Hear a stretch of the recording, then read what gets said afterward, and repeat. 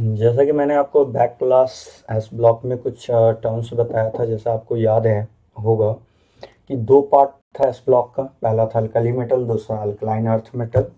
ठीक है ना। अगर समराइज करें तो क्या क्या हमने पढ़ा था। हम लोग पढ़े थे एस ब्लॉक के अंदर, आपको मैंने बताया था दो पार्ट आता है। पहला है 1A और दूसरा कौन सा है, 2A ग्रुप है, याद होगा। 2A में मैंने बताया था कि बेरिलियम जो है, ये सब बस एक बार समराइज कर दे रहे हैं। 2A का मतलब है कि अल्कलाइन अर्थ मेटल है। अल्कलाइन अर्थ मेटल का मतलब होता है बेसिक नेचर, जबकि आपको पता है कि बेरिलियम जो है वो एम्फोटेरिक नेचर होल्ड करता है। और यदि ये एम्फोटेरिक नेचर का है तो इसमें दोनों नेचर होगा, एसिडिक बेसिक दोनों नेचर होगा। जबकि अल्कलाइन अर्थ मेटल होने के लिए इसे सिर्फ और सिर्फ कैसा नेचर होल्ड करना होगा, बेसिक। उस वजह से हम लोग बेरिलियम को अल्कलाइन अर्थ मेटल नहीं कहते हैं। तो सेकंड पॉइंट ये था। दूसरा आपने पढ़ा था डाउन द ग्रुप आ रहे हो तो एटॉमिक रेडियाई बढ़ रहा है। फिर मैंने हाइड्रेशन का टर्म बताया था, हाइड्रेटेड रेडियाई, ये सारा हो गया था। आज जो हम लोग आगे की ओर बढ़ने वाले हैं उसमें कुछ टर्म्स पे बात होगा। वो क्या क्या टर्म है जरा ध्यान से। पहला टर्म आता है बाबू डेंसिटी फैक्टर। तो जरा ध्यान से सुनिएगा, डेंसिटी के बारे में बात करने जा रहे हैं। अब डेंसिटी में हमारे पास दो है। पहला है 1A ग्रुप एलिमेंट, तो 1 by 1 बात करेंगे। फर्स्ट केस जो हम लोग बात करने जा रहे हैं वो है 1A ग्रुप एलिमेंट के बारे में। और आपको पता है कि 1A ग्रुप एलिमेंट किसे कह रहे हैं। 1A ग्रुप एलिमेंट का मतलब हो गया ये आपका अल्कली मेटल है। 1A group element alkali metal को कहते हैं। और इस अल्कली मेटल के अंदर आप जैसे ये अल्कली मेटल है, अब ज़रा ध्यान से समझना कि अल्कली मेटल है। अब इसमें आता क्या क्या है। सबसे पहला आएगा लिथियम, फिर आएगा सोडियम, फिर पोटेशियम, रुबिडियम, सीजियम। फ्रांसियम की तो बात करते ही नहीं क्योंकि वो कैसा है, रेडियो एक्टिव है। अब जैसा कि आप जान रहे हो कि डाउन द ग्रुप यदि जा रहे हैं तो डाउन द ग्रुप जाएंगे तो क्या होगा, पहले ये देखो। डेंसिटी के लिए सबसे फर्स्ट ऑफ ऑल हमें टर्म्स बताओ। डेंसिटी का फॉर्मूला क्या होता है, मास बाई में वॉल्यूम होता है। ध्यान देना, डेंसिटी का जो फॉर्मूला होता है वो होता है mass by volume.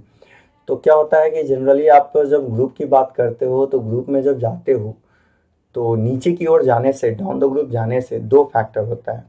Down the group जा रहे हो तो डाउन द ग्रुप जाने से दो फैक्टर होगा। फर्स्ट फैक्टर ये होगा कि नीचे की ओर जा रहे हैं तो साइज बढ़ रहा है, और अगर एटॉमिक साइज बढ़ रहा है तो साइज के बढ़ने से वॉल्यूम भी बढ़ जाएगा। फर्स्ट फैक्टर तो ये निकला कि यदि हम लोग डाउन द ग्रुप जा रहे हैं तो एटॉमिक साइज बढ़ेगा, साइज के बढ़ने से वॉल्यूम बढ़ेगा। अगर ये डाउन द ग्रुप जा रहे हैं तो मास बढ़ रहा है, और मास बढ़ेगा। कैसे मास बढ़ेगा, mass in the sense atomic mass की बात कर रहे हैं। आपको पता है कि नीचे जा रहे हो, जैसे लिथियम का एटॉमिक मास 7 है, सोडियम का 23 है, पोटेशियम 39 है। तो नीचे की ओर जा रहे हो तो एटॉमिक मास भी क्या हो रहा है, बढ़ रहा है। मतलब ये तो ऐसा फैक्टर हो गया जिसमें कि अब आप ऐसे बताओ कि अगर मास बढ़ रहा है तो मास के बढ़ने से डेंसिटी बढ़ेगा। अगर दूसरे केस में अगर बात करें कि वॉल्यूम बढ़ रहा है तो वॉल्यूम के बढ़ने से डेंसिटी घटेगा। तो अब यहाँ तो दोनों फैक्टर बढ़ रहा है, मास भी बढ़ रहा है। क्यों मास बढ़ रहा है, एटॉमिक मास नीचे तो बढ़ता ही है। और आपने पढ़ा है कि डाउन द ग्रुप जाते हैं तो साइज बढ़ेगा, साइज बढ़ेगा तो वॉल्यूम बढ़ेगा। अब वॉल्यूम के बढ़ने से, वॉल्यूम और डेंसिटी के बीच में रिलेशन कैसा इन्वर्सली है, तो वॉल्यूम अगर बढ़ रहा है तो डेंसिटी क्या होगा, घटेगा। तो अब यार एक फैक्टर बढ़ा रहा है दूसरा घटा रहा है सीमी में, तो कौन से फैक्टर को यहाँ पे, तो आप जैसे कि जानते हो, जैसे लिथियम का अगर 7 बोलते हो तो सोडियम 23, मतलब बहुत बड़ा चेंज है मास का, काफी ड्रास्टिक वे में मास, एटॉमिक मास बढ़ा है। पोटेशियम की बात करूं तो पोटेशियम का 39 है। तो आप क्या देख रहे हो कि एटॉमिक मास जो है बाबू बहुत, मतलब कि सो लार्ज चेंज होता है एटॉमिक मास का। तो अगर हम बात करें तो हम लोग बोलेंगे कि मास और वॉल्यूम में डोमिनेटिंग फैक्टर किसको मानोगे, क्योंकि एक फैक्टर आप क्या देख रहे हो, देखो एक फैक्टर क्या कर रहा है, बढ़ा रहा है, और दूसरा फैक्टर क्या कर रहा है, घटा रहा है। तो ऐसी स्थिति में हम लोग क्या कहेंगे, नोट का पॉइंट ये लिखना है कि between mass and volume, between mass and volume, mass और वॉल्यूम के बीच में डोमिनेटिंग फैक्टर किसे लेना है, तो डोमिनेटिंग लेना है आपको, डोमिनेटिंग फैक्टर लेके चलना है आपको। कौन सा डोमिनेटिंग फैक्टर होगा, जल्दी बताओ। तो डोमिनेटिंग फैक्टर मास होगा। क्यों, क्योंकि एटॉमिक मास जो है काफी कॉन्ट्रास्ट चेंज हो रहा है, 7 है, 23 है, 23 के बाद 39 है। तो डोमिनेटिंग फैक्टर कौन सा होगा? मास होगा। अब चलो जल्दी से बताना, ग्रुप में नीचे की ओर जा रहे हो तो क्लियर हो गया, हाँ सर की डेंसिटी होता है मास बाई वॉल्यूम। नीचे जा रहे हैं तो साइज बढ़ रहा है, साइज इसका बढ़ेगा, ज्यादा साइज है तो रेडियाई भी ज्यादा, मतलब साइज बढ़ेगा तो वॉल्यूम बढ़ेगा, जितना बड़ा साइज होगा वॉल्यूम उसमें ऑक्यूपाइड उतना ही ज्यादा होगा। और नीचे आ रहा है तो मास फैक्टर भी बढ़ रहा है, मास बढ़ने से डेंसिटी बढ़ रहा है और वॉल्यूम के बढ़ने से डेंसिटी घट रहा है। अब एक ही कंपाउंड में दोनों काम हो रहा है, मास भी बढ़ रहा है वॉल्यूम भी बढ़ रहा है, लेकिन नेट डोमिनेटिंग फैक्टर कौन सा लेना है हमें? मास का फैक्टर लेना है। मास इन द सेंस कौन सा फैक्टर की बात कर रहे हैं? एटॉमिक मास की बात कर रहे हैं। तो हम लोग जो नेट डोमिनेशन लेंगे, डोमिनेटिंग फैक्टर लेंगे, वो कौन सा डोमिनेटिंग फैक्टर लेंगे? एटॉमिक मास लेंगे। तो यार डाउन द ग्रुप जैसे ही आ रहे हो तो आने से क्या होगा कि एटॉमिक मास बढ़ेगा, और यदि एटॉमिक मास बढ़ रहा है तो एटॉमिक मास के बढ़ने से डेंसिटी क्या होगा? देखो मास बढ़ेगा तो डेंसिटी भी बढ़ेगा, तो एटॉमिक मास बढ़ रहा है तो उस सेंस में डेंसिटी भी क्या होगा? डेंसिटी बढ़ जाएगा। तो डाउन द ग्रुप जा रहे हो तो क्या फैक्टर देखने को मिला कि डेंसिटी बढ़ेगा। तो जरा ध्यान से देखना बाबू, उस वाइज अगर बात करें तो डेंसिटी का जो ऑर्डर होगा, वो डेंसिटी का ऑर्डर क्या होगा? सबसे ज्यादा सीजियम होगा, तब रुबीडियम होगा, तब पोटेशियम होगा, तब सोडियम होगा, तब ये लिथियम का होगा। तो ये डेंसिटी का ऑर्डर होगा। लेकिन बाबू अगर आप ऐसा नीचे की ओर जा रहे हैं तो अब होना तो ये चाहिए था, लेकिन बाबू ये क्या होता है? रॉन्ग हो जाता है। अब ऐसा इसलिए होता है रॉन्ग क्योंकि आप जो ये ऑर्डर अगर लिख रहे हो है सही है, लेकिन थोड़ा सा चेंजिंग आ जाता है, पोटेशियम और सोडियम में चेंजिंग आ जाता है, मतलब इंटरचेंज हो जाता है पोजीशन। किस किस का पोजीशन इंटरचेंज हो जाता है? पोटेशियम और सोडियम का। अगर आप ऐसे बोल रहे हो तो ये रॉन्ग हो जाएगा। एक्चुअली क्या है कि इसका जो एक्चुअल ऑर्डर होता है डेंसिटी का, वो डेंसिटी का भाई मेरे ऐसा होता है, सबसे ज्यादा हो जाता है सीजियम, तब होता है रुबीडियम, रुबीडियम के बाद सोडियम, तब पोटेशियम, एंड देन लास्ट में लिथियम होता है। ये डेंसिटी का सही ऑर्डर होता है। अब ऐसा क्यों होता है? अब आपके दिमाग में आ रहा होगा सर आप बोल रहे हो तो ऐसा क्यों? तो जरा ध्यान से देखना बाबू, हम यहाँ पे दोनों चीज लिख रहे हैं, मतलब चेंजिंग का जो पैटर्न है, डेंसिटी में जो चेंजिंग आया, एक्चुअल वे में होना चाहिए था पोटेशियम और सोडियम, मतलब सोडियम और पोटेशियम में आप यही ना बोलते कि नीचे जाएंगे तो मास बढ़ेगा, एटॉमिक मास बढ़ेगा, और मास के बढ़ने से डेंसिटी बढ़ेगा, तो ज्यादा होना चाहिए था किसका? डेंसिटी पोटेशियम का होना चाहिए था सोडियम से। लेकिन बाबू ऐसा नहीं होता है, चेंज हो जाता है सोडियम का ज्यादा डेंसिटी हो जाता है पोटेशियम से होता है। अब ऐसा क्यों होता है इसका रीजन बता रहे हैं, पहले ध्यान से सुनना। ऐसा इसलिए होता है कि पहले आप एक काम करो, सोडियम भी लिखो और यहाँ पोटेशियम भी लिखो। सोडियम का कन्फिग्रेशन लिखो 1s2 2s2 2p6, क्योंकि एटॉमिक नंबर 11 है तो 2 4 6 2 2 4 6 10 और 3s1 है, ठीक है। जबकि पोटेशियम का लिख रहे हैं तो क्या दिखेगा? 1s2 2s2 2p6 3s2 3p6 और 4s1 होगा। अब 4s1 होगा तो 3 तो आ गया, जरा ध्यान से देखना यार, यहाँ 3 तो आ गया, लेकिन थर्ड सेल से ही डी स्टार्ट होता है। डी जो है आपको थर्ड और हायर पीरियड, मैंने कितना बार बोला भी है कि डी का स्टार्टिंग कहां से होता है? थर्ड और हायर। तो यहाँ देखो 3 आ रहा है तो 3d तो है, लेकिन डी में इलेक्ट्रॉन 0 है। अब बताओ डी तो आ गया है, पोटेशियम में डी सेल आ गया है, डी सेल आ गया तो बताओ एक्स्ट्रा सेल बढ़ चुका है, सेल तो आया, तो सेल के आने से वॉल्यूम बढ़ गया, लेकिन वॉल्यूम तो बढ़ा, लेकिन बताओ क्या इस सेल में इलेक्ट्रॉन गया? क्या नहीं गया।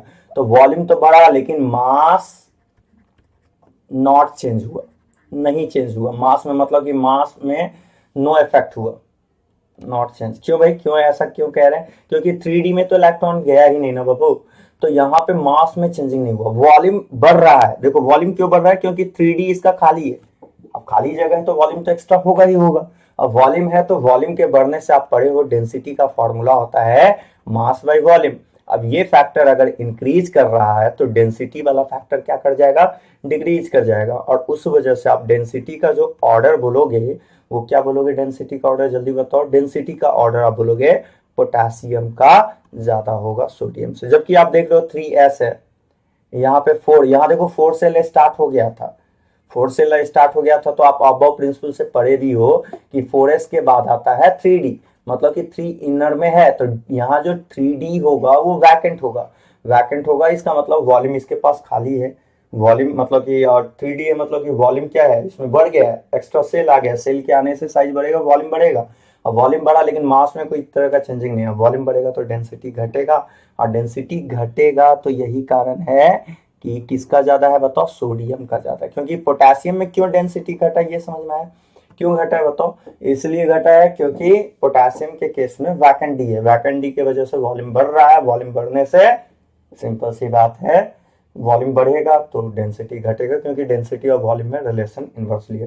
तो बाबू ओवरऑल इंटायर टर्म में क्या कहना है जल्दी से बताइए, आपको बोलना है वही जो आपने बोला है, नीचे जा रहे हो तो डेंसिटी बढ़ेगा, बढ़ाना भी सीजियम रुबिडियम, अब बस सोडियम पोटेशियम को इंटरचेंज कर देना, तो लगा देना सोडियम तब पोटेशियम एंड देन लास्ट में लिथियम। काफी इंपॉर्टेंट ऑर्डर है, डेंसिटी का याद रखिएगा। कोई पूछ ले कि क्या कारण है कि ये सोडियम का डेंसिटी ज्यादा होता है पोटेशियम से, तो रीजन आपको ये बताना है कि पोटेशियम के केस में वैकेंट डी होता है। अब क्या होगा, यहाँ पे लिख भी दूं आपको कि due to vacant D orbital, due to vacant D orbital, vacant D orbital कौन सा 3d0 है इसके पास, वॉल्यूम क्या हो जाएगा इंक्रीज करेगा, अगर वॉल्यूम इंक्रीज करेगा तो डेंसिटी क्या हो जाएगा जल्दी से बताओ, डेंसिटी डिक्रीज कर जाएगा।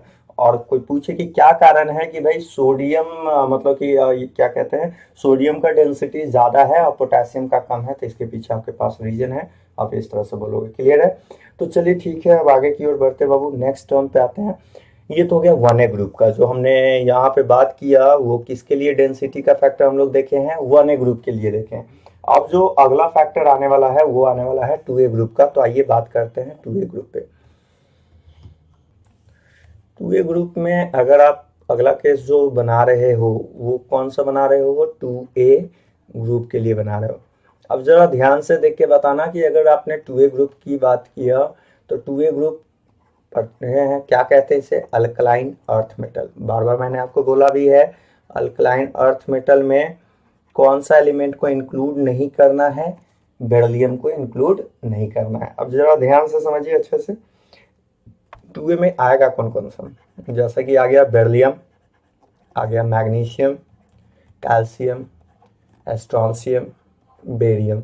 रेडियम की तो बात वैसे भी नहीं करेंगे, क्यों, क्योंकि रेडियम आपका कैसा है, रेडियो एक्टिव सब्सटेंस है। अब जरा ध्यान से देखना बाबू, बेरियम है। अब सेम फैक्टर लगाओ, जल्दी से बताना डेंसिटी का फॉर्मूला क्या पढ़े हो, मास बाई में वॉल्यूम पढ़े हो। अब आप जान रहे हो कि कौन सा फैक्टर को देना है, डोमिनेट करना है, एटॉमिक मास, मतलब मास फैक्टर क्या होगा, डोमिनेट करेगा यहाँ। तो अब आगे भी बहुत ज्यादा यूज होने वाला है, तो ये फैक्टर को बैठा के रखिए। नीचे जा रहे हैं तो क्या हो रहा है, एटॉमिक मास बढ़ रहा है बाबू, ग्रुप में डाउन द ग्रुप जाओगे तो सिंपल सी बात है एटॉमिक मास इंक्रीज करते जाएगा, और अगर एटॉमिक मास बढ़ रहा है तो डेंसिटी भी बढ़ेगा। अब ध्यान से सुनिएगा, अगेन फिर से मैं बोल रहा हूँ, ऑर्डर होना क्या चाहिए था, बेरियम, तब स्ट्रॉन्शियम, तब कैल्शियम, तब मैग्नीशियम, और एंड देन तब बेरिलियम। लेकिन बाबू फिर अगेन ये भी आपका क्या हो जाएगा, अगर आपने ऐसा बोला तो रॉन्ग हो जाएगा। सेम है जैसे आपने कॉन्सेप्ट लगाया था वहां पे, वैसे ही इंटरचेंज कहाँ कहाँ होगा, कैल्शियम और मैग्नीशियम में एक तो इंटरचेंज होगा। पहला बात ये बैठा लीजिए, कहाँ पे चेंज करना है आपको, कैल्शियम मैग्नीशियम में, ठीक है। तो एक फैक्टर में तो चेंजिंग होगा आपका कैल्शियम मैग्नीशियम में, तो सबसे ज्यादा जो ऑर्डर वाइज चला जाएगा वो होगा आपका, होना चाहिए था क्या ये बताइए, सबसे ज्यादा होना चाहिए था आपका कैल्शियम का। आप ऐसे सोचो, फिर से मैं बोल रहा हूँ, अगर मैंने कैल्शियम और मैग्नीशियम का बात किया तो आप सिंपली बोलोगे कि इधर आ रहे हैं तो मास बढ़ रहा है। अगर मास फैक्टर एटॉमिक मास बढ़ेगा, क्योंकि कैल्शियम का एटॉमिक मास 40 होता है, मैग्नीशियम का 24 होता है, तो मास बढ़ रहा है। मास बढ़ने से क्या होगा कि D बराबर होता है m/v, तो डेंसिटी और मास में डायरेक्टली रिलेशन है, तो डेंसिटी भी बढ़ेगा। लेकिन ऐसा नहीं होता बाबू, सेम फैक्टर आपको वैसे ही लगाना है। कैल्शियम के केस में आपको क्या बोलना है, यहाँ पे अगर आप ऐसा बोल रहे हो तो ये रॉन्ग हो जाएगा। तो सही क्या है, राइट ऑप्शन क्या होगा, तो सही ऑप्शन ये है कि कैल्शियम के पास, कैल्शियम में इन्वॉल्व होगा वैकेंट डी, इन्वॉल्व क्या होगा, वैकेंट डी ऑर्बिटल होगा। और यदि वैकेंट डी ऑर्बिटल है तो वैकेंट डी ऑर्बिटल के वजह से वॉल्यूम बढ़ेगा, वॉल्यूम बढ़ने से डेंसिटी घटेगा। सेम पैटर्न किसके जैसा, हूबहू पैटर्न हुआ आपका क्या कहते हैं, इसके जैसा, ये 1A ग्रुप जैसा, पोटेशियम सोडियम जैसा हो गया। तो एक बात तो पहला कंक्लूजन तो ये आ गया कि आप भूल के ना बोलना ऐसा कि कैल्शियम का ज़्यादा होगा मैग्नीशियम से, गलत हो जाएगा। तो सही क्या होगा, मैग्नीशियम का ज़्यादा होगा कैल्शियम से। ऐसा क्यों हुआ, कारण जल्दी बताओ। कारण इसके पीछे सिंपल सा है कि कैल्शियम के पास वैकेंट डी ऑर्बिटल है, जबकि मैग्नीशियम के पास कोई वैकेंट डी ऑर्बिटल नहीं है। और आपने ये भी पढ़ा था, मैंने जब एसन कोड बताया था तो वैसे भी बताया था आपको। एक पॉइंट और, पहला तो ये गया नोट का। दूसरा पॉइंट ये कि इन एस ब्लॉक एलिमेंट, पूरे एस ब्लॉक एलिमेंट में, एस ब्लॉक एलिमेंट में जो सबसे स्मॉलेस्ट साइज है, स्मॉलेस्ट साइज है, वो साइज फैक्टर आता है आपका बेरिलियम का। अब बताओ साइज छोटा है तो वॉल्यूम, सिंपल सी बात है, वॉल्यूम क्या होगा, लेस होगा। और अगर वॉल्यूम कम है तो वैसे स्थिति में डेंसिटी बढ़ जाएगा। तो बाबू होता क्या है कि मैग्नीशियम तो आता ही है, मैग्नीशियम से ज्यादा किसका होता है, आप बोलोगे सिंपल सा कि किस सर मैग्नीशियम और कैल्शियम में, तो मैग्नीशियम ज्यादा है कैल्शियम से, क्लियर है। तो मैग्नीशियम कैल्शियम में मैग्नीशियम ज्यादा है, और मैग्नीशियम कैल्शियम से भी ज्यादा हो जाता है बेरिलियम का। तो ये ऑर्डर बैठा लीजिए। पहला तो जल्दी से बताइए ऐसा क्यों हुआ, क्योंकि बेरिलियम का साइज काफी छोटा होता है। तो ऑर्डर बताइए जल्दी से। ऑर्डर आप क्या लिखोगे, ऑर्डर सिंपल सा लिखोगे। अगर डेंसिटी का कोई पूछे तो आप बोलोगे सर सबसे ज्यादा होगा बेरियम, तब होगा स्ट्रॉन्सियम, स्ट्रॉन्सियम के बाद होगा बेरिलियम, बेरिलियम के बाद होगा मैग्नीशियम, और सबसे छोटा जो डेंसिटी होगा, सबसे कम जो डेंसिटी होगा, वो होगा बाबू किसका होगा, जल्दी बताओ, वो होगा कैल्शियम का होगा। तो बस जो टर्म्स है उसको आपको अच्छे से बैठाना है, एक बार जल्दी से रिकॉल कर लीजिए। बेरियम, तब स्ट्रॉन्सियम, तब बेरिलियम, तब मैग्नीशियम, तो कैल्शियम। तो काफी इंपॉर्टेंट है, डेंसिटी का बाबू कुछ फ्लक्चुएशन हुआ है जिसको आपको बैठा के रखना है। जल्दी से एक बार डेंसिटी का ऑर्डर बताइए 1A ग्रुप के लिए, क्योंकि हमारे पास दो तरह का ग्रुप है एस ब्लॉक में। एस ब्लॉक का पहला ग्रुप जो है वो है 1A, जिसको अल्कली मेटल कह रहे हो आप, और दूसरा है 2A जिसको आपने क्या नाम दिया है, alkaline earth metal. Alkali metal में बताइए lithium, sodium, potassium, rubidium, caesium, सबसे ज्यादा सीजियम, तब रुबिडियम। रुबिडियम के बाद आना चाहिए था किसको, पोटेशियम को, लेकिन आ जाता है सोडियम, तब आता है पोटेशियम, एंड देन आता है लिथियम, कारण वैकेंडी। अब बताइए 2A ग्रुप में क्या बोलिएगा। 2A ग्रुप में आपको बोलना है सबसे ज्यादा होगा बेरियम, बेरियम के बाद होगा स्ट्रॉन्सियम, स्ट्रॉन्सियम के बाद बेरिलियम, बेरिलियम के बाद मैग्नीशियम, एंड देन होगा कैल्शियम। तो ये बाबू काफी काफी इंपॉर्टेंट डेंसिटी ऑर्डर है, जिसको आपको एट एनी रेट दिमाग में रखना ही रखना है, ठीक है। तो ये था हम लोग का कौन सा फैक्टर था, डेंसिटी का फैक्टर था। अगले फैक्टर की ओर मूव करते हैं, ध्यान दीजिएगा। नेक्स्ट फैक्टर जो आता है बाबू वो कौन सा है, वो है रिएक्टिविटी का ऑर्डर है, रिएक्टिविटी का ऑर्डर है। आपको बता दें रिएक्टिविटी, कोई भी कंपाउंड में रिएक्टिविटी बढ़ता कैसे है, तो वो रिएक्शन मतलब कि जितना जल्दी इलेक्ट्रॉन लॉस करेगा वो क्या होगा, रिएक्शन में उतना ही ज्यादा फास्ट पार्टिसिपेट करेगा। तो रिएक्टिविटी बढ़ना या घटना वो ओवरऑल फैक्टर डिपेंड कर रहा है आयोनाइजेशन एनर्जी पे। तो आप ये कहोगे कि सर जो रिएक्टिविटी है, वो रिएक्टिविटी के बारे में ये कहना है कि रिएक्टिविटी आपका इन्वर्सली है आयोनाइजेशन एनर्जी के साथ। आईई के साथ जो रिलेशन है रिएक्टिविटी का, वो कैसा रिलेशन है, इन्वर्सली है। मतलब कि जिसमें आयोनाइजेशन एनर्जी कम होगा वो जल्दी इलेक्ट्रॉन लॉस करेगा, वो ज्यादा रिएक्टिव होगा। तो अगर हम बात कर रहे हैं सबसे पहले 1A ग्रुप का, तो 1A ग्रुप में आप क्या कहोगे, 1A का मतलब समझ में आ रहा है ना, किसकी बात कर रहे हैं, अल्कली मेटल की बात कर रहे हैं। तो अगर हम बात कर रहे हैं 1A ग्रुप का बात करते हैं, तो 1A ग्रुप में आप बोलोगे सर लिथियम है, सोडियम है, पोटेशियम है, रुबिडियम है, सीजियम है। सर नीचे की ओर आओगे क्या होगा, बोलो बाबू, नीचे की ओर आएंगे तो साइज बढ़ेगा, साइज बढ़ने से आयोनाइजेशन एनर्जी घटेगा। और अगर आयोनाइजेशन एनर्जी घट रहा है तो जिसका आई कम है तो जल्दी इलेक्ट्रॉन लॉस करेगा, जल्दी इलेक्ट्रॉन लॉस करेगा तो रिएक्टिव भी ज्यादा होगा, तो रिएक्टिविटी बढ़ेगा। तो बताइए सबसे ज्यादा जो रिएक्टिव है वो रिएक्टिव कौन है, जल्दी बताइए। 1A ग्रुप में रिएक्टिविटी ऑर्डर जल्दी से, रिएक्टिविटी ऑर्डर होगा सबसे सीजियम, तब होगा रुबिडियम, तब होगा पोटेशियम, तब होगा सोडियम, तब होगा लिथियम। वैसे भी मैंने आपको पीरियोडिक टेबल में बताया भी था कि ग्रुप में डाउन द ग्रुप जाने से क्या होता है, आयोनाइजेशन एनर्जी घटता है, और जिसका आई कम होगा उसका रिएक्टिविटी भी क्या होगा, ज्यादा होगा। तो उस वजह से सबसे ज्यादा जो रिएक्टिव है वो कौन है, सीजियम, तब है रुबिडियम, तब पोटेशियम, तब सोडियम, तब लिथियम। सेम एज अगर मैं बात करूं आपको 2A ग्रुप का, तो 2A ग्रुप मीन्स क्लियर सी बात है कि किस बात हो रहा है, अल्कलाइन अर्थ मेटल का। अब अल्कलाइन अर्थ मेटल की बात कर रहे हैं तो अल्कलाइन अर्थ मेटल में कैसे कैसे प्रोसीड करेंगे सो देखना। अल्कलाइन अर्थ मेटल की बात करते हो बाबू, तो अल्कलाइन अर्थ मेटल में आ जाओ, बेरिलियम, तब है मैग्नीशियम, कैल्शियम, स्ट्रॉन्शियम, बेरियम है। अगेन सेम एज नीचे जाओगे, आयोनाइजेशन एनर्जी का वैल्यू घटेगा, घटने से रिएक्टिविटी बढ़ेगा। अब यदि रिएक्टिविटी बढ़ रहा है तो बता दीजिए रिएक्टिविटी का ऑर्डर आप क्या लिखोगे जल्दी से। रिएक्टिविटी का ऑर्डर हमें लिखना है कि सही ऑर्डर ये होगा कि सबसे ज्यादा होगा बेरियम का, तब होगा स्ट्रॉन्शियम, तब होगा कैल्शियम, तब मैग्नीशियम और तब बेरिलियम। तो बहुत देखो सबसे कम रिएक्टिव 1A में कौन सा है, लिथियम है। और 2A ग्रुप में कौन सा है, सबसे कम रिएक्टिव आपका 2A ग्रुप में कौन है बताओ, बेरिलियम है। अच्छा, अब अमॉन्ग पूरे एस ब्लॉक की बात करते हैं। नोट करके एक बात और करने जा रहे हैं कि अगर हम बात कर रहे हैं एस ब्लॉक में, तो एस ब्लॉक की बात करते हैं तो एस ब्लॉक में आप पढ़े हो कि सबसे स्मॉलेस्ट साइज किसका है।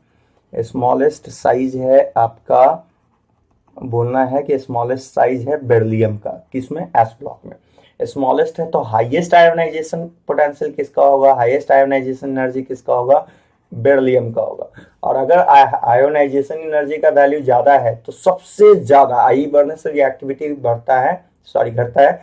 तो लेस रिएक्टिव कौन है, तो लेस रिएक्टिव एलिमेंट आपको बोलना है कि लेस रिएक्टिव है बेरिलियम है। तो पूरे एस ब्लॉक में अगर आपसे कोई पूछे कि सबसे लेस रिएक्टिव बताओ कौन है, तो आपको जवाब देना है बेरिलियम सबसे लेस रिएक्टिव है। सबसे लेस रिएक्टिव कौन है बोलो, बेरिलियम है। और बाबू यही कारण है कि बेरिलियम में क्या होता है, एक्चुअली क्या होता है, क्यों लेस रिएक्टिव है, इसका भी कारण बता दें हम आपको कि बेरिलियम है। तो बेरिलियम में होता क्या है कि इसके जो सरफेस होता है, बेरिलियम का सरफेस, इसके सरफेस पे ऑक्साइड का लेयर बन जाता है। किसका लेयर चढ़ जाता है, ऑक्साइड का। अब देखो बेरिलियम के सरफेस पे लेयर आ जाता है ऑक्साइड का, मतलब कि it formed oxide layer.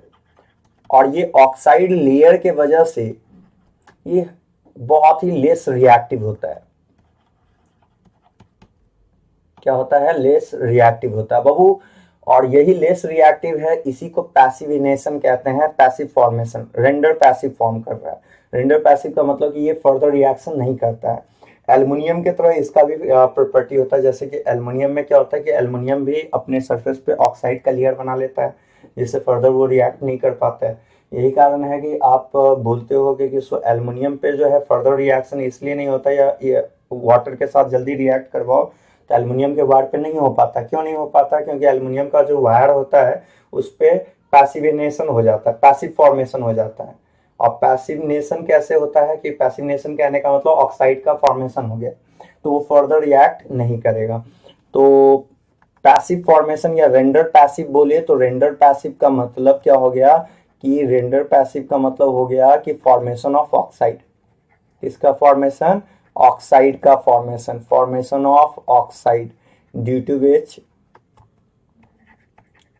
Which reactivity decreases. तो अगर आपसे किसी ने पूछा कि बताओ क्या कारण है कि बेरिलियम सबसे लेस रिएक्टिव है ब्लॉक में, जल्दी वो रिएक्शन में पार्टिसिपेट नहीं करता है, तो आपको सिंपल लैंग्वेज में जवाब ये देना है कि बेरिलियम के सरफेस पे किसका फॉर्मेशन हो जाता है, ऑक्साइड का फॉर्मेशन हो जाता है, ऑक्साइड लेयर फॉर्म हो जाता है। और ऑक्साइड लेयर के वजह से बेरिलियम जो है जल्दी रिएक्ट नहीं करता, और यही लेयर का फॉर्मेशन कहलाता है रेंडर पैसिव या पैसिविनेशन कहलाता है, पैसिव फॉर्मेशन कहलाता है। ठीक है ना। तो जो भी एलिमेंट जो पैसिव फॉर्म कर रहा है, पैसिवनेशन रख रहा है, इसका मतलब उसके सरफेस पे क्या है, ऑक्साइड का फॉर्मेशन है। आगे टर्म पढ़ेंगे बाबू, एक टर्म आएगा बेटा फेको नहीं करा रहे आलू करके, वो क्या करता है, इसमें जितना भी एलिमेंट बोले हैं, बेरिलियम है, आयरन है, फेको, सीओ है, एनाइन निकल है, ठीक है ना, सीआर है, क्रोमियम है, एल है, ये सब में क्या होता है, ऑक्साइड का लेयर फॉर्म होता है। वही ऑक्साइड का जो लेयर का फॉर्मेशन होता है वो कहलाता है पैसिविनेशन। और पैसिविनेशन से क्या होता है कि जैसे लेयर आ गया तो इस पे लेयर आ गया तो फर्दर अब ये रिएक्ट नहीं करेगा, और इसलिए बेरिलियम सबसे लेस रिएक्टिव है। क्लियर है। तो जो जो टर्म्स मैंने बताया एकदम दिमाग में अच्छे से बैठाते चलिए, आगे की ओर बढ़ते हैं। अब जैसा कि हम आपको थोड़ा सा रिड्यूसिंग एजेंट का कॉन्सेप्ट बता दें। बहुत देखो, रिड्यूसिंग एजेंट का मतलब क्या होता है। रिड्यूसिंग एजेंट का कॉन्सेप्ट क्या है, पहले आप ये समझो अच्छा से। देखो, रिड्यूसिंग एजेंट का मीनिंग क्या होता है। मैंने आपको रिडॉक्स नहीं पढ़ाया था कि आर है तो ओ होगा। ओ का मतलब ऑक्सीडेशन, तो ऑक्सीडेशन होना चाहिए। और ऑक्सीडेशन का मतलब है लॉस ऑफ इलेक्ट्रॉन। तो जो जितना जल्दी इलेक्ट्रॉन लॉस करेगा, जिसका ऑक्सीडेशन होगा, अगेन बैठा लीजिए, जिसका ऑक्सीडेशन होगा। ऑक्सीडेशन कब होगा, जब वो इलेक्ट्रॉन लॉस करेगा। तो ऑक्सीडेशन होगा तो वो कौन सा एजेंट होगा, रिड्यूसिंग एजेंट। और जितना जल्दी ऑक्सीडेशन होगा, जितना फास्ट ऑक्सीडेशन होगा, मतलब जितना जल्दी इलेक्ट्रॉन लॉस करेगा, उतना ही पावरफुल रिड्यूसिंग एजेंट होगा। अब बात करते हैं एक एक कर करके। सबसे पहला बात तो बाबू है कि जैसे मान लो कि लिथियम है, सोडियम है, पोटेशियम है, रुबिडियम है, सीजियम है। तो नीचे की ओर आ रहे हो तो आने से क्या होता है कि आयोनाइजेशन एनर्जी का वैल्यू घटता है। आई घट रहा है मतलब कि कम ही एनर्जी पे इलेक्ट्रॉन लॉस होगा, मतलब कि नीचे आ रहे हैं तो इलेक्ट्रॉन इजीली रिमूव होगा। इलेक्ट्रॉन लॉस करने का जो प्रोसेस होता है वो ऑक्सीडेशन होता है। तो बताओ, नीचे आ रहे हो तो आपका क्या हो रहा है, आई घट रहा है। आई घट रहा है तो रिड्यूसिंग एजेंट का स्ट्रेंथ बढ़ेगा। तो आप बताओ कौन पावरफुल रिड्यूसिंग एजेंट है, जल्दी से बता दो। तो आपको दिखाई दे रहा है कि नीचे, सबसे नीचे है सीजियम। तो सबसे फास्टली इलेक्ट्रॉन लॉस करेगा सीजियम। तो रिड्यूसिंग एजेंट मोस्ट पावरफुल अगर पूछे तो मोस्ट पावरफुल रिड्यूसिंग एजेंट के बारे में बोले तो मोस्ट पावरफुल रिड्यूसिंग एजेंट आप क्या बोलोगे, पावरफुल रिड्यूसिंग एजेंट बोलोगे, वो है कौन सा, आपका सीजियम है। सीजियम सबसे ज्यादा पावरफुल रिड्यूसिंग एजेंट है, क्योंकि नीचे डाउन द ग्रुप जा रहे हो तो जाने से क्या होगा, आई घटेगा। जिसका आई कम होगा वो इलेक्ट्रॉन इजीली लॉस करेगा। लेकिन बाबू ये सब बात जो होता है ना, ये सिर्फ और सिर्फ गैसेस फेज में होता है। कौन से फेज में होता है, गैसियस फेज में होता है। लेकिन अगर यही बात हम एक्वस फेज की बात करें तो एक्वस फेज में रिड्यूसिंग एजेंट का जो नेचर होता है वो आपको वैसे नहीं बताना होता है। उसके लिए आप आगे इलेक्ट्रोकेमिस्ट्री पढ़ोगे, वहाँ इलेक्ट्रोकेमिकल सीरीज पढ़ोगे, वहाँ से हम लोग बताते हैं एसओपी वैल्यू से स्टैंडर्ड ऑक्सीडेशन पोटेंशियल। क्योंकि बाबू जिसका स्टैंडर्ड ऑक्सीडेशन पोटेंशियल मतलब ई नॉट ओपी वैल्यू जिसका बढ़ेगा, इंक्रीज करेगा, इंक्रीज करेगा, तो स्ट्रेंथ ऑफ रिड्यूसिंग एजेंट भी इंक्रीज करेगा। स्ट्रेंथ ऑफ क्या करेगा, रिड्यूसिंग एजेंट भी इंक्रीज करेगा। अब ई नॉट ओपी मतलब हो गया स्टैंडर्ड ऑक्सीडेशन पोटेंशियल की बात कर रहे हैं, स्टैंडर्ड ऑक्सीडेशन पोटेंशियल।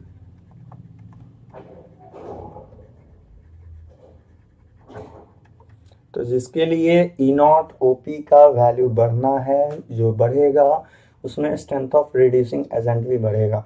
तो आप बस हमें बस इतना बता दो कि अगर ऐसा है, ये फैक्टर है, तो क्लियर कट बताओ कि ई नॉट ओपी बढ़ रहा है तो बढ़ेगा। अब ये बहु कुछ डाटा होता है जिसको आपको बैठा के रखना है। तो कैसे दिमाग में रखोगे, एसओपी लिथियम का सबसे ज़्यादा होता है, तब पोटेशियम होता है, तब पोटेशियम के बाद बेरियम होता है, तब स्ट्रॉन्शियम होता है, तब कैल्शियम होता है, कैल्शियम के बाद सोडियम होता है, सोडियम के बाद मैग्नीशियम होता है, और मैग्नीशियम के बाद बेरिलियम होता है। ठीक है ना। लेकर भारत सरकार का नाम मांगे बेटा, ऐसे करके आप ये कर सकते हो, एली से ले, के से कर, बी ए से भारत, एस आर से सरकार, सी ए से का, एन ए से नाम,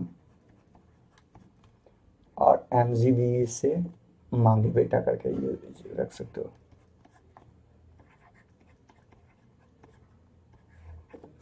ठीक है। तो बाबू देखो, एक्वस में अगर गैसेस में बोला तो कोई लोचा नहीं, गैसेस में सबसे पावरफुल रिड्यूसिंग एजेंट कौन है, सीजियम है। लेकिन एक्वस में बोलता है तो एक्वस में बाबू वैसे नहीं निकलता। एक्वस के लिए फिर आपको सब्लिमेशन, आयोनाइजेशन, हाइड्रेशन, ये सारे कॉन्सेप्ट का यूज करना होता है, जो आगे आप पढ़ोगे भी इलेक्ट्रो में। तो ये सारे के कॉन्सेप्ट से बनता है। तो उसके लिए अल्टीमेटली यूज किया जाता है स्टैंडर्ड ऑक्सीडेशन पोटेंशियल, जिसका स्टैंडर्ड ऑक्सीडेशन पोटेंशियल मतलब ई नॉट ओपी का वैल्यू बढ़ेगा, स्टैंडर्ड ऑक्सीडेशन पोटेंशियल बढ़ेगा तो स्ट्रेंथ ऑफ रिड्यूसिंग एजेंट भी क्या होगा, बढ़ेगा। तो ई नॉट ओपी के बढ़ने से स्ट्रेंथ ऑफ रिड्यूसिंग एजेंट बढ़ेगा। तो ऐसे अगर मैं बात करूं तो आप क्या बोलोगे, ऐसे आपको बोलना है कि सीजियम सबसे ज्यादा पावरफुल रिड्यूसिंग एजेंट है, लेकिन एक्वस मीडियम में एक्वस मीडियम के केस में आपको बोलना है कि पावरफुल रिड्यूसिंग एजेंट जो है, पावरफुल रिड्यूसिंग एजेंट कौन है, तो आपको बोलना है लिथियम है।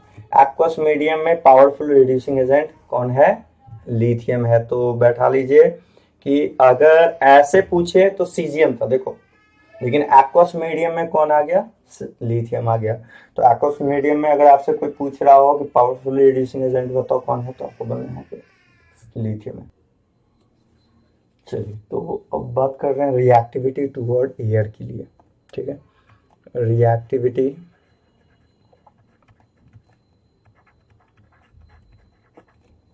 ठीक है ना, रिएक्टिविटी टुवर्ड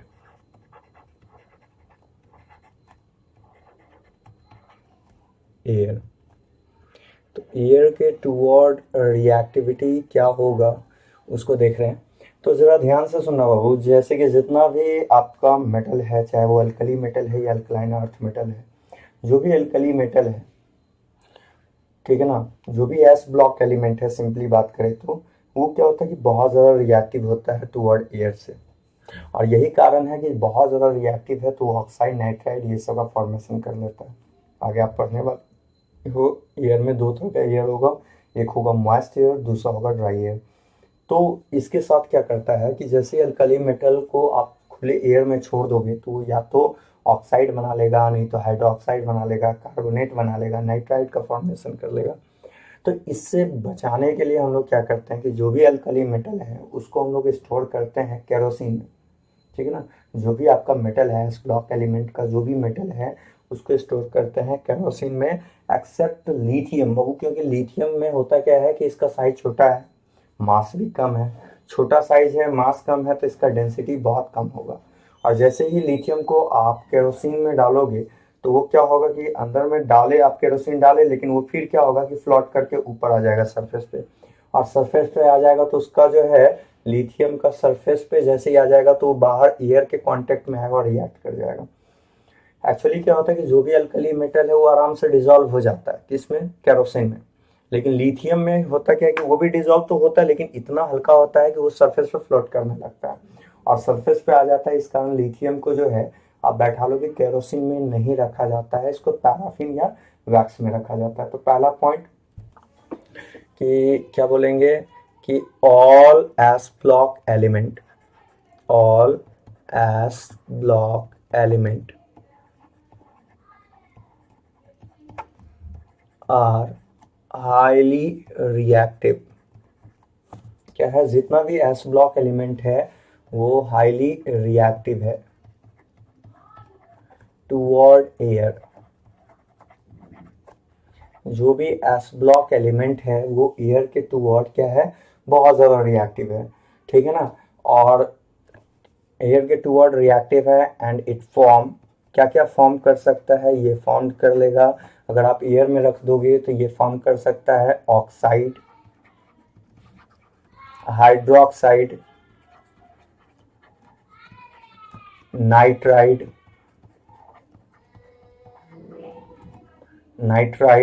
कार्बोनेट, ये सब का फॉर्मेशन कर लेगा। ठीक है ना, तो हम नहीं चाह रहे हैं, अगर हम लोग चाह रहे हैं कि ऐसा रिएक्शन ना हो तो इसको स्टोर किया जाता है ये क्या कहते हैं, केरोसिन में स्टोर किया जाता है। तो फर्स्ट पॉइंट कि all S block element are highly reactive toward air, it form, क्या क्या फॉर्म कर सकता है जल्दी बताओ। ये फॉर्म करने वाला है पहला तो ऑक्साइड, हाइड्रोक्साइड, नाइट्राइड, कार्बोनेट, इस तरह से फॉर्मेशन कर लेता है। तो इससे बचने के लिए, ठीक है ना, हम लोग क्या करते हैं, to prevent reaction, to prevent reaction with air S block element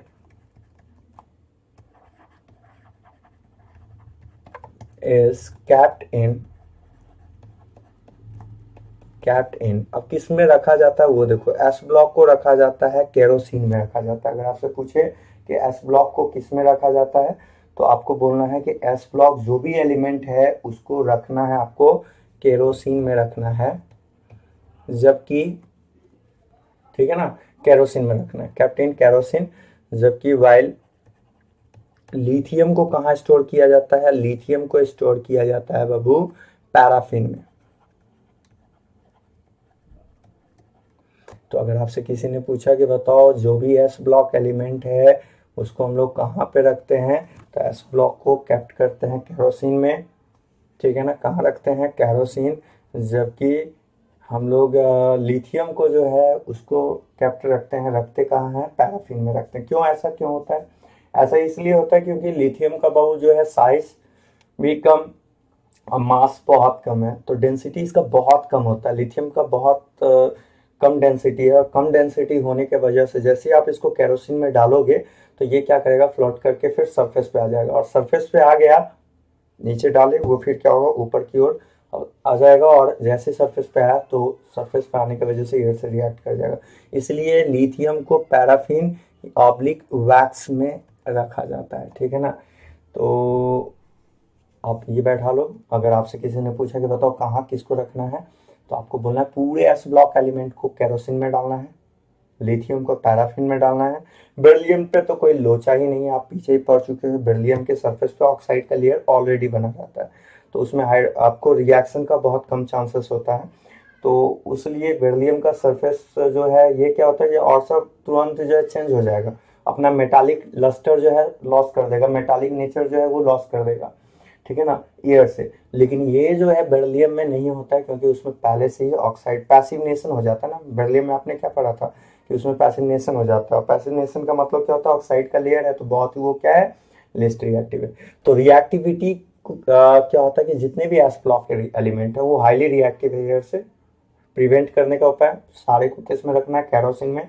lithium को कहाँ रखना है, पैराफिन में। कोई पूछेगा क्यों नहीं केरोसिन में रखते हैं लिथियम को, जवाब क्या दोगे, डेंसिटी बहुत कम है, जैसे ही केरोसिन में डालोगे तो और सब तो डिजॉल्व हो जाएगा, ये क्या होगा, फ्लोट करने लगेगा, और जैसे ही ऐसा होगा तो सरफेस पे जैसे ही आएगा पैरा केरोसिन के सरफेस पे ये रिएक्ट करना स्टार्ट कर देगा। तो इस वजह से इसको पैराफिन में रखा जाता है। अगली बात बाबू अगर बात करते हैं तो एयर में हम लोग के पास दो तरह का एयर होता है, एक होता है मॉइस्ट एयर, दूसरा होता है ड्राई एयर। ध्यान से सुनिएगा, अगर हम एयर की बात कर रहे हैं तो एयर में कितने तरह का एयर है, तो एयर हम लोग के पास दो तरह का है। फर्स्ट एयर का नाम जो है उसका नाम है मॉइस्ट एयर, मॉइस्ट एयर है, और दूसरा एयर जो है हम लोग का वो है ड्राई एयर है। देखो यार, मॉइस्ट एयर में जो हम पार्टिकल जो लेके चलते हैं हम लोग मानते हैं, वो कौन कौन सा पार्टिकल होता है, तो O2 होता है, CO2 होता है, H2O होता है। ड्राई एयर में हम लोग कंसीडर करते हैं O2 और N2 गैस को। तो जरा ध्यान से सुनना, क्या होता है कि जितने भी अल्कली मतलब ये जितने भी मेटल हैं, चाहे वो अल्कली मेटल हो या अल्कलाइन अर्थ मेटल हो, वो क्या करता है कि आपका एस ब्लॉक का जो भी एलिमेंट है, अब एस ब्लॉक बोल रहे हैं तो आपके दिमाग में आ जाना चाहिए कि एस ब्लॉक का मतलब क्या हो गया। तो एस ब्लॉक को मॉइस्ट एयर में जैसे ही डालते हो, तो मॉइस्ट एयर में डालते ही सबसे पहला काम जो होता है बाबू, वो क्या होता है कि पहले बन जाता है ऑक्साइड। क्यों भाई, क्योंकि मॉइस्ट एयर में पहले O2 है, O2 के प्रेजेंस में आया, बना ऑक्साइड। ऑक्साइड से क्या होगा, ऑक्साइड पे वाटर जैसे ही डालोगे, H2O का जैसे ही रिएक्शन होगा, तो H2O के रिएक्शन से बन जाएगा ये हाइड्रोक्साइड। और हाइड्रोक्साइड क्या करेगा कि CO2, क्योंकि CO2 भी गैस है, तो CO2 के साथ रिएक्ट करके चेंज हो जाएगा कार्बोनेट में। तो बस आपके पास जो टर्म है वो कुछ ऐसा है, जरा ध्यान से देखिएगा। क्या होगा, मॉइस्ट एयर के साथ O2 का रिएक्शन, मतलब एस ब्लॉक एलिमेंट जो भी है O2 के साथ रिएक्ट करके ऑक्साइड, ऑक्साइड के बाद क्या होगा जल्दी बताइए, वाटर से रिएक्शन होगा हाइड्रोक्साइड, हाइड्रोक्साइड के बाद क्या होने वाला है, ये देखते जाइए, पहला क्या हुआ, ऑक्साइड बना, फिर क्या बना, हाइड्रोक्साइड बना, फिर क्या बना, कार्बोनेट का फॉर्मेशन हुआ। तो ये होता है मॉइस्ट एयर के साथ। तो बताइए मॉइस्ट एयर के साथ कोई पूछे कि क्या क्या बनता है, एस ब्लॉक क्या क्या बना लेता है, तो ऑक्साइड, हाइड्रोक्साइड एंड कार्बोनेट का फॉर्मेशन। जैसे एक छोटे से एग्जाम्पल के तौर पे बात करें तो यहाँ ले लेते हैं, जैसे कि मान लो कि मैंने आपको बोला कि आप ऐसा करो, सोडियम, सोडियम पहला क्या होगा कि मॉइस्ट एयर के साथ रखें, तो मॉइस्ट एयर के साथ रखे हैं तो सबसे पहला क्या होगा कि सोडियम जो है, यहाँ पे सोडियम है, तो सोडियम पहले मॉइस्ट एयर में पहला है O2, तो O2 के साथ रिएक्ट करके क्या करेगा, बना लेगा Na2O, फिर ये Na2O क्या करेगा, वाटर से रिएक्ट करके चेंज हो जाएगा हाइड्रोक्साइड में NaOH, NaOH क्या करेगा, CO2 के साथ रिएक्ट करके चेंज हो जाएगा सोडियम कार्बोनेट Na2CO3 में चेंज हो जाएगा। तो इस तरह से चेंजिंग आता है कि मतलब वो कार्बोनेट में मतलब ऑक्साइड भी बना लिया, हाइड्रोक्साइड भी बना लिया और कार्बोनेट भी बना लिया। लेकिन अगर यहीं पे हम बात कर रहे हैं, ड्राई एयर की बात कर रहे हैं, तो इंपॉर्टेंट बात क्या क्या निकला जल्दी बताओ। इंपॉर्टेंट थिंग ये निकला कि हमें मिलने वाला जो ग्रेडियंट है वो क्या है, ऑक्साइड भी मिलेगा, फिर क्या मिलेगा, हाइड्रोक्साइड भी मिलेगा, उसके बाद हम लोग को और क्या मिलने वाला है, कार्बोनेट भी मिलने वाला है। कब, जब मॉइस्ट एयर के साथ करवा रहे हैं तो। और बाबू वहीं पे अगर आप ड्राई एयर के साथ करवाते हो रिएक्शन, तो ड्राई एयर से रिएक्शन करवाने पे क्या होता है, जैसे कि एस ब्लॉक एलिमेंट है, एस ब्लॉक एलिमेंट का अगर आपने रिएक्शन ड्राई एयर से करवाया, तो ड्राई एयर से करवाओगे तो दो चीज बनेगा, पहला तो ऑक्साइड बनेगा और दूसरा आपको यहाँ पे नाइट्राइड भी बनेगा। तो दो चीज बन रहा है यहाँ पे, एक तो ऑक्साइड बन रहा है, दूसरा नाइट्राइड बन रहा है। अब ऑक्साइड और नाइट्राइड दोनों बन रहा है एस ब्लॉक का। जैसे ही हम लोग ड्राई एयर से रिएक्शन करवा रहे हैं तो बनने वाला जो प्रोडक्ट है वो हमारे पास दो प्रोडक्ट है। क्या क्या बन रहा है, एक ऑक्साइड्स का फॉर्मेशन हो रहा है, दूसरा किसका फॉर्मेशन हो रहा है, नाइट्राइड का फॉर्मेशन हो रहा है। तो भाई मेरे ठीक है, ऑक्साइड नाइट्राइड तो बन रहा है, लेकिन बाबू इंपॉर्टेंट पॉइंट फिर से यहाँ पे सुनना, नोट करके हम लोग यहाँ लिखने वाले हैं। नोट का पॉइंट ये है कि among S block element, among S block element only, among S block element ऐसे लिखो, all form, इसको थोड़ा सा ऐसा करो, थोड़ा चेंज ही कर लो आप, इसमें ज़्यादा अच्छा रहेगा कि आप ऐसा ऐड करो, ये पॉइंट डालो। क्योंकि इसको देखो सारा बाबू बनाता है आपका, नाइट्राइड की बात करते हो तो ऐसे बोलो कि in one A group element, one A group मतलब क्या हो गया, अल्कली मेटल की बात करें, in one A group element only lithium form nitride, सिर्फ लिथियम क्या बनाता है बाबू, नाइट्राइड का फॉर्मेशन करता है, लिथियम फॉर्म्ड नाइट्राइड, ठीक है ना, ओनली लिथियम फॉर्म नाइट्राइड, ठीक है। Sodium, potassium, rubidium, caesium not form nitride, not formed nitride,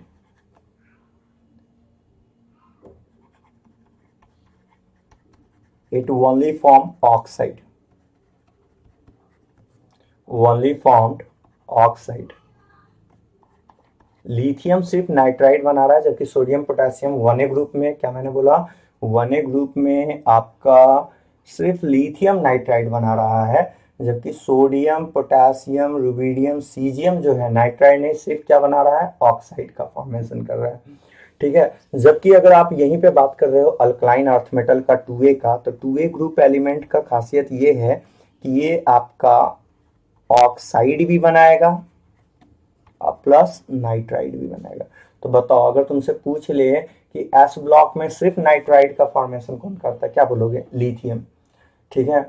कौन नाइट्राइड नहीं बनाता है एस ब्लॉक में, तो एस ब्लॉक में नाइट्राइड नहीं बनाने वाला जो है वो कौन कौन सा बोलो, sodium, potassium, rubidium and caesium. चलो इस पे जैसे कुछ एग्जांपल समझाते हैं, क्लियर हो जाएगा। जैसे कि मान लो बाबू मैंने ऐसा बोला कि लिथियम ले लो, लिथियम का मैंने बोला ड्राई एयर से रिएक्शन करवा दो। जैसे ही आप ड्राई एयर के साथ कांटेक्ट में ले जाओगे, ये लिथियम बनाएगा दो चीज, Li2O और Li3N, लिथियम का नाइट्राइड, ठीक है ना। ओनली सिर्फ 1A में लिथियम ही बनाता है, नाइट्राइड बनाता है, ये बात को हाईलाइट कर लीजिए।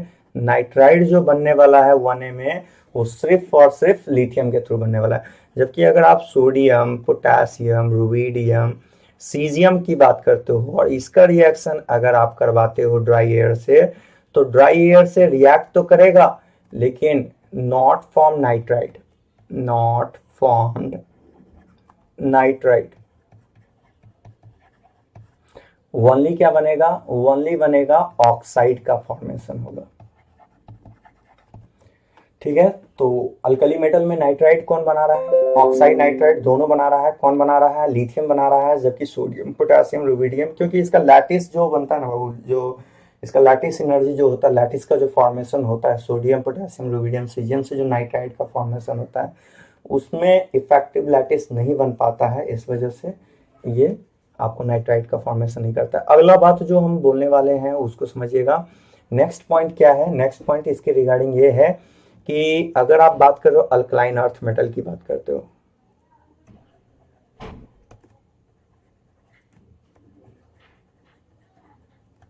अल्कलाइन अर्थ मेटल की बात करते हो, तो अल्कलाइन अर्थ मेटल में आप ड्राई एयर से रिएक्शन करवा रहे हो, कोई लोचा नहीं, क्लियर कट ना। ऑक्साइड भी बनाएगा सबका सब और नाइट्राइड भी बनाएगा सबका सब, ठीक है। तो ये बड़ा इंपॉर्टेंट है बाबू, याद रखोगे, क्योंकि पूछ लेता है डायरेक्टली इनडायरेक्टली वे में, कौन सा नाइट्राइड फॉर्म नहीं करेगा या किसका नाइट्राइड हाईली अनस्टेबल होगा। एक दे दिया आपको Li3N, दूसरा दे दिया Mg, फिर कैल्शियम, और एक दे दिया सोडियम का। तो आपको पता है कि पूरा एस ब्लॉक नाइट्राइड बना रहा है, किसको छोड़ के कौन सा एस ब्लॉक वाला नाइट्राइड का फॉर्मेशन नहीं कर रहा है। तो ये भाई साहब ऐसे हैं सोडियम, पोटेशियम, रुबिडियम, सीजियम, जो नाइट्राइड का फॉर्मेशन नहीं करते हैं, क्लियर है। जैसे कि मान लो अगर मैंने बोला कि Mg का रिएक्शन ड्राई एयर से करवाना है हमें, और मैंने पूछा कि भाई प्रोडक्ट बताओ क्या होगा, तो आप क्लियर कट बोलोगे बनेगा मैग्नीशियम का ऑक्साइड प्लस Mg3N2 का फॉर्मेशन हो जाएगा, मैग्नीशियम का नाइट्राइड बनेगा, क्लियर है। तो ये है बाबू ड्राई एयर मॉइस्ट एयर के साथ रिएक्शन। अगला आता है बाबू रिएक्शन विथ ऑक्सीजन। अब पार्टिकुलर ऑक्सीजन के साथ बात कर रहे हैं, रिएक्शन विथ ऑक्सीजन। ऑक्सीजन के साथ रिएक्शन का क्या फंडा है वो देखना है हमें। तो यदि बाबू आप ऑक्सीजन के साथ रिएक्ट करवाते हो एस ब्लॉक का, एस ब्लॉक एलिमेंट का अगर आप O2 से रिएक्शन करवाते हो, अब एस ब्लॉक में आपके बात दिमाग में होना चाहिए कि एस ब्लॉक में दोनों बात हो रहा है, अल्कली मेटल भी जा रहा है और अल्कलाइन अर्थ मेटल भी जा रहा है। तो बाबू देखो O2 के साथ रिएक्शन से जो बनने वाला फॉर्मेट होता है वो क्या क्या बन सकता है, आइदर यू कैन से कि किसी नॉर्मल ऑक्साइड भी बन सकता है, और क्या बन सकता है, पेरोक्साइड भी बन सकता है, और क्या बन सकता है, सुपर ऑक्साइड भी बन सकता है। ध्यान से अच्छा से सुनते चलो, क्या मैंने बोला कि अगर हम लोग S block element, S block में क्या क्या हम लोग आने वाला है, जल्दी से पहले ये पॉइंट को रिकॉल करो। एस ब्लॉक में जो आने वाला है वो आने वाला है 1A और 2A। तो बाबू एस ब्लॉक का रिएक्शन अगर आप O2 से करवाते हो तो जो ऑक्साइड बनता है, ऑक्साइड बन रहा है, वो ऑक्साइड कैसा कैसा हो सकता है, नॉर्मल हो सकता है, पर भी हो सकता है एंड सुपर भी हो सकता है। अब जरा ध्यान से सुनना, जो जो टर्म्स बता रहे हैं उसको समझना। एक तो ऑक्साइड बन गया नॉर्मल, एक बन गया तुम्हारा पेरोक्साइड, दूसरा बन गया तुम्हारा सुपर ऑक्साइड। अब वो है क्या, वो टर्म को समझो कि अगर हम पेरोक्साइड की बात करते हैं तो उसके लिए आपको कुछ कोड याद रखना है। जैसे कि पेरोक्साइड में क्या है कि आपको बैठा के रखना है नेहा भारत सरकार करके याद रखना है, ये बनाता है पेरोक्साइड। NaH से नेहा, BA से भारत, SR से सरकार, कोड है। आपसे पूछ ले कि कौन सा बनाता है कौन सा पेरोक्साइड, मैंने क्या बोला, एस ब्लॉक का रिएक्शन ऑक्सीजन से करवा रहे हो तो यार बनेगा ऑक्साइड तो बनेगा ना, ये बात तो एक्सेप्ट कर रहे हो ना। अब ये ऑक्साइड का जो नेचर होता है, ध्यान दो, ये जो ऑक्साइड बन रहा है, ये जो तुम्हारा ऑक्साइड बन रहा है, ये ऑक्साइड का नेचर कैसा कैसा हो सकता है, तो ये ऑक्साइड का 3 नेचर हो सकता है। कौन कौन सा नेचर हो सकता है, पहला हो सकता है normal oxide, peroxide, super oxide. अब मैंने क्या लॉजिक बताया ये बताओ, मैंने ये बताया कि नेहा भारत सरकार करके याद रखना है, ये क्या बनाता है, ये बनाता है पेरोक्साइड बनाता है, ठीक है। उसके बाद बाबू जरा ध्यान से सुनना, पोटेशियम, रुबिडियम और सीजियम, पोटेशियम, रुबिडियम, सीजियम, ये मात्र ऐसे 3 हैं जो क्या बनाएंगे, सुपर ऑक्साइड बनाएंगे। इनका क्या चीज का फॉर्मेशन होगा, बोलो, सुपर ऑक्साइड का फॉर्मेशन करेगा। तो अगर आपसे कोई पूछ रहा है normal oxide, peroxide, super oxide में, तो पेरोक्साइड कौन बनाया, नया भारत सरकार। सुपर ऑक्साइड कौन बना रहा है, पोटेशियम, रुबिडियम, सीजियम। अगर हम बात कर रहे हैं अल्कली मेटल 1A ग्रुप की बात करते हैं, तो 1A में आपने क्या देखा है, जैसे कि लिथियम देखा, सोडियम देखा, पोटेशियम देखा, रुबिडियम, सीजियम देखा। ध्यान देना बहुत अच्छा से, यहाँ पे ध्यान दो। जैसे कि लिथियम की बात करते हो बाबू, तो देखो अब ये दो लिस्ट को छोड़कर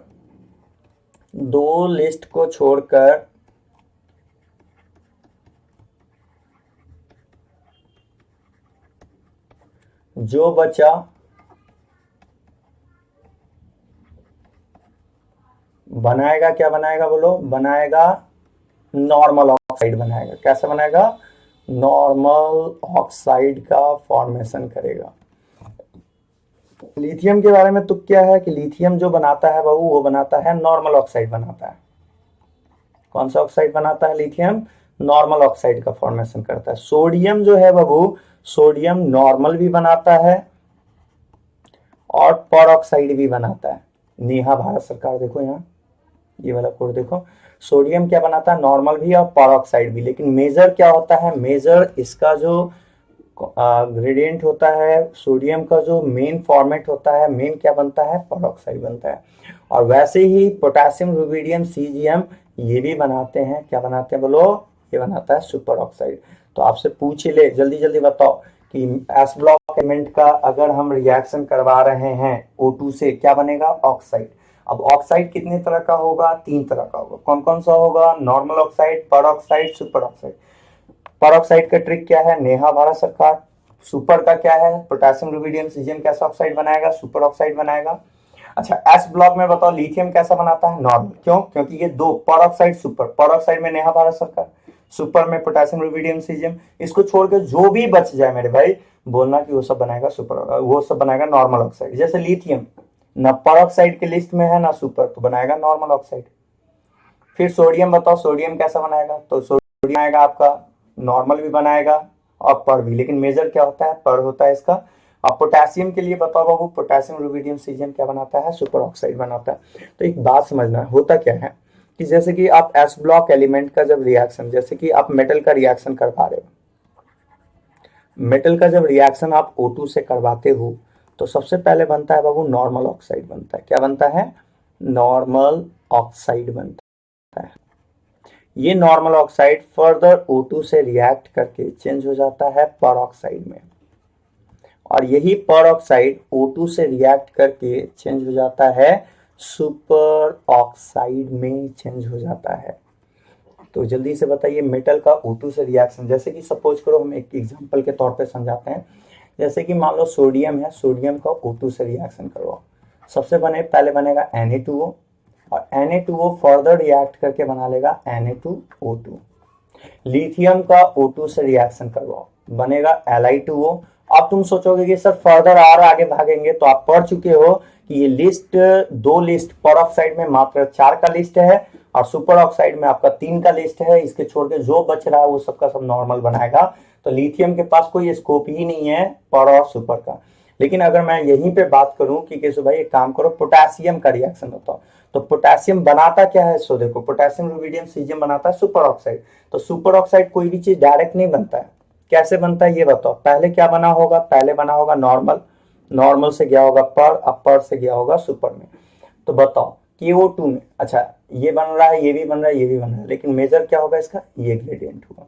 KO2 का रिएक्शन करवाओगे K का O2 से, तो पहले बनेगा K2O जो कि नॉर्मल ऑक्साइड है। नॉर्मल ऑक्साइड का फॉर्मेट पता है ना, अगर ऑक्सीजन का ऑक्सीडेशन नंबर -2 है तो नॉर्मल है, अगर ऑक्सीजन का ऑक्सीडेशन नंबर -1 है तो पर है, और अगर ऑक्सीजन का ऑक्सीडेशन नंबर -1/2 है तो वो आपका सुपर ऑक्साइड है।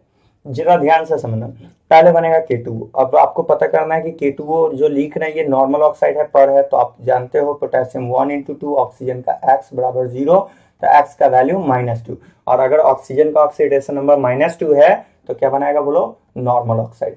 फिर आप पढ़े हो कि पोटेशियम बनाता क्या है, सुपर ऑक्साइड, तो डायरेक्ट सुपर ऑक्साइड नहीं बना होगा, पहले क्या बना होगा, नॉर्मल, तब पर, तब सुपर ऑक्साइड। तो ये O2 फिर क्या करेगा, नॉर्मल ऑक्साइड से O2 रिएक्ट करके चेंज हो जाएगा K2O में, सॉरी, ये जैसे ही रिएक्ट करेगा तो चेंज होगा K2O2 में परऑक्साइड, अब परऑक्साइड फर्दर रिएक्ट करके चेंज हो जाएगा KO2 में, और यही इसका मेजर फॉर्मेट होगा। तो जल्दी से फटाफट बताइए क्या क्या आपने सीखा। आपने सीखा कि sir S block element O2 से रिएक्ट करेगा, करके बनाएगा normal oxide, peroxide, super oxide. Neha Bharat सरकार के लिए बनाना है परऑक्साइड, पोटेशियम रुबिडियम सीजियम के लिए बनाना है सुपर ऑक्साइड, रिमेनिंग जो भी बच जाए उन सब के लिए बनाना है कैसा, नॉर्मल ऑक्साइड बनाना है। ठीक है, अब आगे की ओर बढ़ते हैं बाबू हम लोग। अब अगला जो आता है कि आपने जो देखा कि ऑक्साइड, अभी तक जो आप पढ़े हो, क्या पढ़े हो कि जो मेटल का रिएक्शन हम लोग जो करवाएं वो किससे करवाए थे बाबू, O2 से। क्या क्या बना था जल्दी बताओ, बनने वाला फॉर्मेट था नॉर्मल ऑक्साइड, और क्या बना, परऑक्साइड, और क्या बन सकता है, सुपर ऑक्साइड। क्या सब बनाएगा, नहीं, उसके लिए कुछ टर्म्स था जो आपको याद रखने के लिए मैंने कुछ ट्रिक बताया था, जैसा कि जल्दी जल्दी बता दो, यहाँ लिख भी लेते हैं फटाफट। एक था नेहा भारत सरकार करके कोड था, ये क्या बनाता है, ये बनाता है परऑक्साइड। सुपर ऑक्साइड में बताइए पोटेशियम रुबिडियम सीजियम, ये क्या बनाता है, सुपर ऑक्साइड। अब ध्यान से सुनने वाली बात है कि जो परऑक्साइड सुपर ऑक्साइड की जो हम लोग बात कर रहे हैं कि भाई एक है हमारा परऑक्साइड, दूसरा है हमारा सुपर ऑक्साइड, मेटल का O2 से रिएक्शन करवा रहे हैं, बन रहा है ये सब। अब जरा ध्यान से सुनना बाबू, परऑक्साइड सुपर ऑक्साइड के लिए जो नोट का पॉइंट है वो क्या है, सो देखना बाबू। देखो परऑक्साइड सुपर ऑक्साइड का जो है इसका यूज किया जाता है एयरक्राफ्ट, स्पेसक्राफ्ट और सबमरीन में, ऑक्सीजन सप्लाई का काम करता है। क्या कह रहा मैंने कि peroxide comma super oxide is used in किसमें यूज किया जाता है जल्दी से बताओ, स्पेसक्राफ्ट,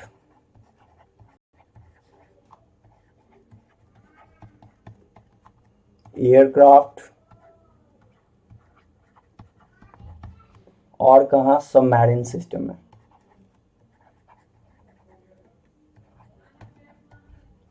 ठीक है ना, सबमरीन में यूज किया जाता है टू सप्लाई ऑक्सीजन। अब ऐसा क्या होता है उसको भी समझाते हैं। और वो एक बात आप देखे होंगे कि टू सप्लाई ऑक्सीजन, आप देखे होंगे कि सबमरीन में एक ऑक्सीजन का सिलेंडर लेके नीचे जाया जाता है, तो उसमें क्या होता है कि ऑक्सीजन का जो सिलेंडर होता है, ध्यान देना, ऑक्सीजन का मान लो कि ये सिलेंडर है, ठीक है, अब इसमें O2 गैस है। अब आप क्या कर रहे हो कि O2 खींचते जा रहे हो और यहाँ पे क्या इंसर्ट करते जा रहे हो, CO2 इंसर्ट करते जा रहे हो। तो धीरे धीरे क्या होगा कि यहाँ से जैसे आप O2 खींचे जा रहे हो, ऑक्सीजन का सिलेंडर है, ये ऑक्सीजन सिलेंडर है, ऑक्सीजन के सिलेंडर से आप क्या कर रहे हो कि ऑक्सीजन खींचते जा रहे हो और क्या रिलीज किए जा रहे हो, CO2। तो वो CO2 जाएगा कहाँ, ऑक्सीजन के सिलेंडर में जाएगा। अब ऐसा होने से क्या होगा, सो देखो बाबू, ऐसा होने से क्या होगा कि O2 का कंसंट्रेशन घटते जाएगा, क्योंकि आप तो खींचे जा रहे हो, और CO2 का कंसंट्रेशन क्या होता जाएगा, बढ़ते जाएगा। एक समय के बाद ऑक्सीजन का सप्लाई बंद हो जाएगा, क्योंकि ऑक्सीजन पूरा का पूरा खत्म हो जाएगा, और क्या बढ़ते जा रहा है, CO2 बढ़ते जा रहा है। ठीक है, तो ऐसा इसमें इसलिए क्या यूज किया जाता है, इसमें यूज किया जाता है, दो चीज यूज किया जाता है ऑक्सीजन सिलेंडर में, या तो परऑक्साइड यूज किया जाता है या फिर सुपर ऑक्साइड का यूज किया जाता है। ठीक है, होता क्या है, सो देखो जैसे कि बाबू मान लो कि आप क्या किए कि सपोज करो हम यहाँ पे वन बाई वन ऐसे समझा रहे हैं। आपको मैंने बोला कि यहाँ पे है KO2 है, सुपर ऑक्साइड है। आप क्या रिलीज कर रहे हो, इसमें CO2 रिलीज कर रहे हो। तो सुपर ऑक्साइड CO2 के साथ कैसे रिएक्ट करेगा, सो देखो ये सुपर ऑक्साइड पहले डिसोसिएट करेगा। कैसे टूटेगा, सो देखना, ये टूट जाएगा आपका K2O में, आप प्लस O2 गैस रिलीज करेगा। ठीक है, क्यों? क्योंकि सुपर ऑक्साइड बना कैसे था, पहले कैसे आया था सुपर ऑक्साइड, नॉर्मल, तब पर, तब सुपर। तो क्या होता है कि जैसे ही K2O और CO2 का रिएक्शन होता है, पहले चेंज हो जाता है पोटेशियम कार्बोनेट में, और यहां से फिर से O2 गैस रिलीज होने लगता है। फिर से समझा रहा हूं, ध्यान समझना। पहले क्या क्या बोले वो बात को समझो कि पर ऑक्साइड, सुपर ऑक्साइड को कहाँ यूज करते हैं, स्पेसक्राफ्ट, एयरक्राफ्ट, सबमरीन सिस्टम में। एक्चुअली होता क्या है इसमें, होता ये है कि आप जो ऑक्सीजन का सिलेंडर लेके जाते हो सबमरीन में, तो वहां पे क्या होता है कि आप ऑक्सीजन खींचे जा रहे हो और CO2 गैस रिलीज कर रहे हो, तो ऑक्सीजन का कंसंट्रेशन तो बढ़ते जाएगा। तो इसमें क्या होता है कि KO2 रहता है, तो जैसे ही आपको KO2 रहता है, तो जैसे CO2 बढ़ा तो KO2 CO2 के साथ रिएक्ट कर जाता है, और रिएक्ट करके चेंज कर देता है पोटेशियम कार्बोनेट। और देखो कौन सा गैस रिलीज हो रहा है, O2। तो क्या कर रहा है कि KO2 जो है, KO2 क्या किया जल्दी से बताओ, KO2 CO2 के कंसंट्रेशन को उल्टे घटाया और O2 के कंसंट्रेशन को क्या कर दिया, बढ़ा दिया। तो यही कारण है कि बाबू जो एयरक्राफ्ट सब, ठीक है ना, स्पेसक्राफ्ट और सबमरीन में किसका यूज किया जाता है, पर सुपर ऑक्साइड का। क्यों पर सुपर ऑक्साइड, क्योंकि अब लिख भी लो इसका कारण, बिकॉज बिकॉज पर ऑब्लिक बिकॉज पर oblique super oxide change change क्या चेंज करेगा जल्दी बताओ, चेंज कर देगा किसको, चेंज करेगा CO2 को किसमें, इनटू O2 में। कैसे चेंज करेगा CO2 को O2 में, तो के पर ऑक्साइड या सुपर ऑक्साइड इसके साथ रिएक्ट करके चेंज हो जाएगा पोटेशियम कार्बोनेट, और कौन सा गैस रिलीज होगा, O2। तो अगर आपसे कोई पूछ ले कि बताइए कि एयरक्राफ्ट में या फिर स्पेसक्राफ्ट या सबमरीन में क्यों पर ऑक्साइड सुपर ऑक्साइड का यूज किया जाता है, बता दोगे, क्या बोलोगे? कि इसलिए यूज किया जाता है क्योंकि पर ऑक्साइड सुपर ऑक्साइड CO2 को किस में बदल देता है, O2 में। देखो ये CO2 है ना बाबू, और ये CO2 किस में बदल रहा है, O2 में, रिएक्ट करके चेंज हो जाएगा पोटेशियम कार्बोनेट प्लस O2 में। ठीक है, तो इस वजह से अगला जरा ध्यान से देखना, वो रिएक्शन आता है हाइड्रोलिसिस की बात आता है कि भाई हाइड्रोलिसिस करवाना है हमें। तो हाइड्रोलिसिस का मतलब समझ में आता है ना, वाटर से रिएक्शन की बात कर रहे हैं। तो हाइड्रोलिसिस ऑफ ऑक्साइड की बात करते हैं, ऑक्साइड की बात करते हो बाबू, तो हमारे पास जो ऑक्साइड में कितने तरह का ऑक्साइड है जल्दी बताना। अपने लोग के पास 3 तरह का ऑक्साइड है ना। कौन कौन सा ऑक्साइड है, क्या क्या नेचर पढ़े बोलो। पहला पढ़े नॉर्मल ऑक्साइड, दूसरा कौन सा ऑक्साइड पढ़े हम लोग, और ऑक्साइड, तीसरा कौन सा ऑक्साइड पढ़े हैं, तीसरा ऑक्साइड पढ़े हैं सुपर ऑक्साइड। अब वो जो इंपॉर्टेंट बात ये है कि नॉर्मल ऑक्साइड का रिएक्शन अगर आप करवाते हो, किससे करवाते हो, H2O से, तो जो प्रोडक्ट आएगा वो प्रोडक्ट आएगा हाइड्रोक्साइड।